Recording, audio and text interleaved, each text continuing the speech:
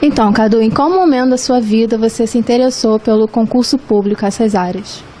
Então, na verdade, minha vida de concurseiro começou desde cedo, né? Quando eu tinha 10 anos, por orientação dos meus pais, eu fiz o concurso para o Pedro II, Colégio Pedro II, graças a Deus foi aprovado.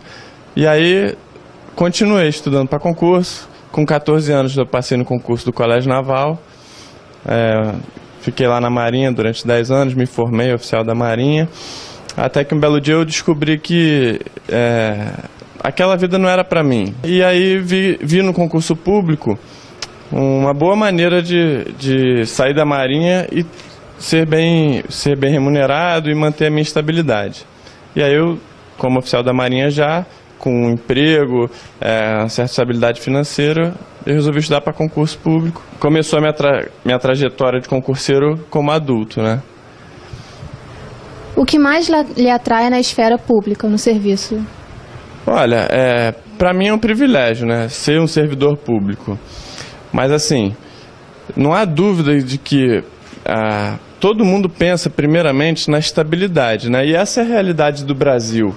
A realidade do Brasil é que o servidor público, depois de 3 anos, vira estável, né? Não pode ser demitido ou ser mandado embora por qualquer motivo, como acontece na iniciativa privada.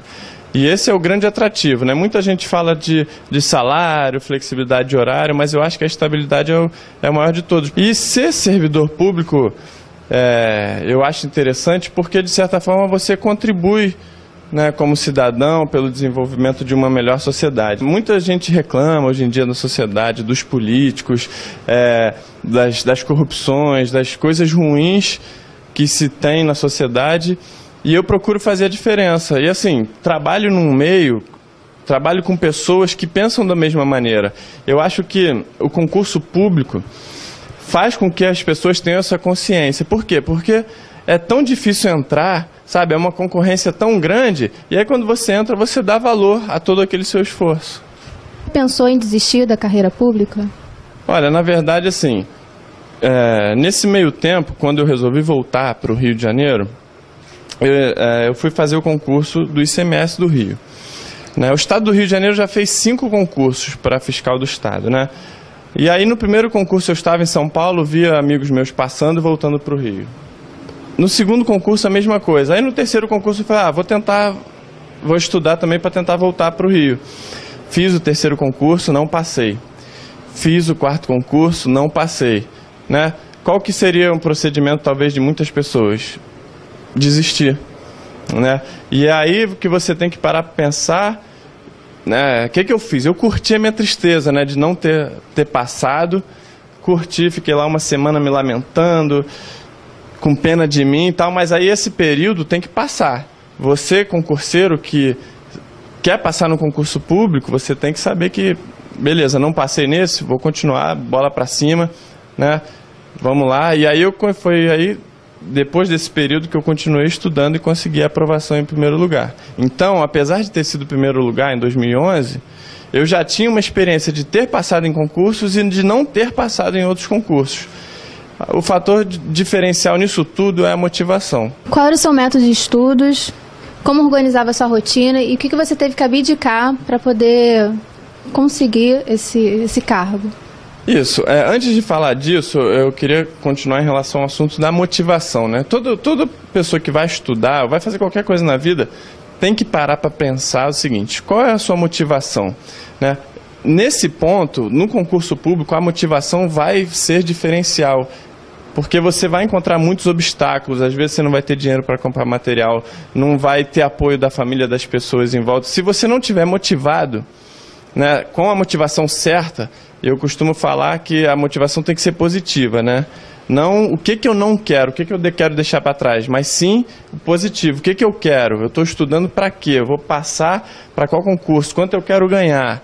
Né? O que eu estou objetivando? Beleza, com essa motivação dentro da gente, você pode começar a se ater às outras dicas, né, que eu teria para dar. O seguinte: o método de estudo que eu utilizei foi simples de se ensinar, mais difícil de praticar. Foi o seguinte: todo o tempo livre que eu tinha, eu estudava. E aí eu queria entrar em outra dica, desse mesmo assunto, que é a seguinte: importantíssimo o concurseiro, a pessoa que quer prestar o concurso, se conhecer. Ah, mas esse papo está muito filosófico. Não, o autoconhecimento para o concurseiro é importante. Por quê?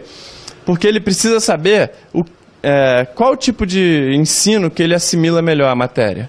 É visual, é assistindo uma aula, é lendo, é com esquemas, com figuras, né?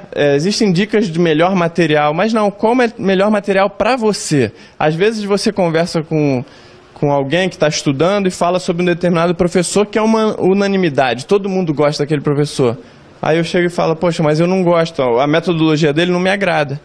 Então é necessário um autoconhecimento para que você tenha uma melhor eficiência no concurso público. Qual o horário melhor que você estuda? É de manhã? É de noite? Né? Então a dica principal nesse sentido é: se conheça. Se conheça, o autoconhecimento. Você comentou a respeito das motivações. E para você, qual foi a sua principal motivação e durante essa jornada, qual foi os principais apoios que você teve? Certo, as motivações genéricas, né, em relação à estabilidade, salário, poder prestar um bom serviço, né, fazer diferença na sociedade, essa que todo mundo tem. Mas assim, quando eu resolvi voltar para o Rio, a principal motivação foi voltar de São Paulo para o Rio, né? Minha terra natal, onde está minha família, meus amigos. Lá em São Paulo, apesar de ser uma cidade muito boa, eu não consegui fazer um ciclo de amizades com muitas pessoas. Minha família não estava lá, eu tinha a igreja aqui, eu queria que minha filha crescesse aqui perto dos avós. Então, esse fator, né, presença no Rio de Janeiro, junto à minha família, foi um fator bastante motivador. E assim, todo momento que eu estudava, tudo que eu abdicava em função do estudo, eu tive muito apoio da minha família, né? Meus pais sempre falando, não, vai lá que você consegue. E assim, o principal apoio de todos foi a minha esposa. Porque quando eu estudei para voltar para o Rio, nessa aprovação que eu fui o primeiro colocado, só tinha eu e ela, né, dentro de casa. Então eu chegava do trabalho, às vezes ela poderia querer ir no cinema, sair, e ela me entendia em me apoiar, falar, não, estuda, beleza, eu vou te apoiar, não vou te cobrar nada. Então assim, o apoio da minha esposa foi o principal apoio que eu tive, o mais importante. Talvez sem esse apoio eu não tivesse conseguido o que eu consegui. E aí, nesse caso, você precisa do apoio de quem está ao seu redor, né? Quem está dentro da sua casa, porque faz diferença um bom ambiente de estudo, né? Você ter silêncio para estudar, você, às vezes, tem problemas para resolver na casa, e em vez de eu resolver o problema, ela chegava e me ajudava, resolvia para mim, tentava evitar com que eu me estressasse, para eu focar só no estudo, né? Então, todo esse ambiente que nos rodeia como concurseiro faz diferença e é importante. Qual foi a sensação de ser aprovado em primeiro lugar para o concurso de auditor fiscal e como isso mudou a sua vida? Olha, na verdade, a grande sensação, o grande tchan é passar, né? Então, você está lá estudando, você olha o edital, quantas vagas? 100. Eu quero estar entre os 100. Eu quero estar entre os 100, né? Porque, na verdade, são 100 vitoriosos, né? Diferente, às vezes, numa competição, numa corrida, você só ganha o primeiro colocado, né? O segundo já não é vencedor. No caso do concurso público, não. Seu nome foi nomeado, você tomou a posse e você é vencedor, junto com os outros tantos que tiveram esse mesmo êxito.